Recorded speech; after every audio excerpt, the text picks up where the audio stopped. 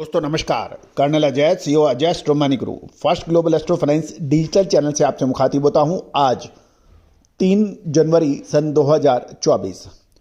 दोस्तों oil seeds यानी तिलहन पर, चाहे वो सोयाबीन हो, सरसों हो, मूंगफली हो, अरंडी यानी कैस्टर हो या फिर तिल, सीसम सीड, इन सभी पर जानकारियां हमारा चैनल आपको देता है। साथ साथ तिलहन की अग्रिम विशेष रिसर्च रिपोर्ट भी आपको प्रदान करता है। साल 2023 के 1 लाख सब्सक्राइबर और 1 करोड़ व्यू का हमारा लक्ष्य समय से पहले पूरा हुआ है। तो दोस्तों इसी की खुशी के अंदर हम सब्सक्रिप्शन पर एक विशेष छूट अपने सभी सब्सक्राइबर्स को दे रहे हैं, लगभग 50% की। दोस्तों हमारे चैनल को सर्वश्रेष्ठ और नंबर 1 चैनल बनाने में आपका सहयोग और सबसे ज़्यादा महत्वपूर्ण रहा है। दोस्तों 50% की विशेष छूट के लिए आप संपर्क कर सकते हैं, नंबर स्क्रीन पे दिया गया है। खबर निकल के आ रही है कि ब्राजील में सोयाबीन का उत्पादन अब अनुमान से नीचे होने की संभावना है, जिसका लगातार अपडेट और विश्लेषण हम आप तक दे रहे हैं। गौरतलब है कि दिसंबर महीने के आरंभ में ब्राजील के मध्यवर्ती क्षेत्रों में अच्छी बरसात के कारण दिक्कत हुई थी। उसके बाद ब्राजील में अधिकतर क्षेत्रों में बरसात जो सामान्य से कमज़ोर स्थिति में पहुंची, और यही वजह है कि ब्राजील में सोयाबीन का संभावित उत्पादन अनुमान से गिरने का संकेत मिल रहा है। साल 2023-24 के दौरान ब्राजील में सोयाबीन का उत्पादन 15.30 करोड़ टन होने का अनुमान लगाया गया था। पहले के अनुमान जो व्यक्त हुआ था उसकी तुलना में अब जब नया अनुमान आया है उसमें 50 लाख टन नीचा या कम माना गया है। मांटो ग्रोसो जैसे ब्राजील के शीर्ष उत्पादक राज्यों में किसानों अल्नीनो के उपजे सूखे से परेशानियां झेल रहे हैं। गौरतलब है कि मांटो ग्रोसो में दिक्कत की वजह से ब्राजील में सोयाबीन का एक्सपेक्टेड उत्पादन की फसल की जो एजेंसी जो सरकारी एजेंसी है कोनाब, उसने ये संभावना व्यक्त की गई है कि 15.46 करोड़ टन के उत्पादन की तुलना में इस बार उत्पादन नीचा होने की संभावना बन गई है।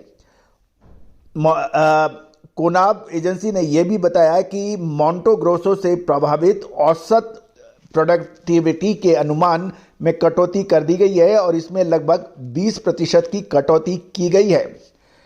ऐतिहासिक आंकड़ों को भी देखें तो मांटो ग्रोसो में सोयाबीन का उत्पादन 4 करोड़ टन से भी नीचे होने की उम्मीद लगाई जा रही है, और साथ साथ मांटो ग्रोसो में इससे पूर्व के सीजन में 1989-90 के औसत उत्पादकता में सबसे अधिक गिरावट 11% की आई थी।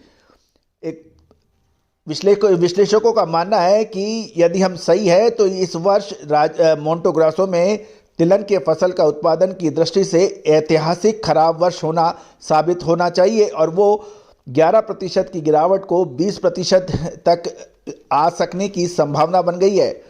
गौरतलब है कि महीनों तक लगातार तापमान सामान्य से ऊंचा रहने के बाद दिसंबर महीने के आरंभिक पखवाड़े यानी 15 दिन में बरसात तो हुई, लेकिन ये बरसात ब्राजील में फसल की स्थिति सुधार लाने में असफल साबित हुई है।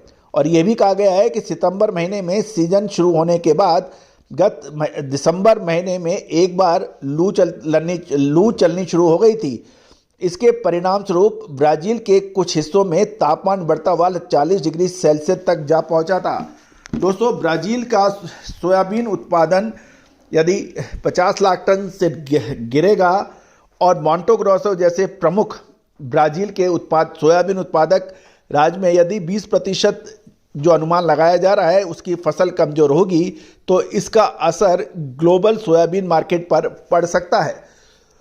दोस्तों याद रखिएगा, आपको याद होगा अक्टूबर महीने में हमने आपको नवंबर महीने में तेजी का अग्रिम विश्लेषण दिया था, वो सत्य साबित हुआ था। सूरजमुखी यानी सनफ्लावर हो, सोयाबीन हो, मस्टर्ड यानी सरसों हो, इन सभी में शानदार तेजी दर्ज हुई थी। दोस्तों हमारे चैनल को लगातार अपडेट और देखने के लिए चैनल को सब्सक्राइब करना बिल्कुल ना भूलें। यदि आप फेसबुक और इंस्टाग्राम में देख रहे हैं तो इसको फॉलो अवश्य कीजिए ताकि हर अपडेट आपको सबसे पहले पहुंचाया जा सके। साथ साथ एक बात पुनः, 50% स्पेशल डिस्काउंट सब्सक्रिप्शन के लिए सुनहरा मौका का पूरा लाभ उठाएं। ये बहुत जल्दी समाप्त होने वाला है। आज ही अभी संपर्क करें। All the very best, good luck, happy trading.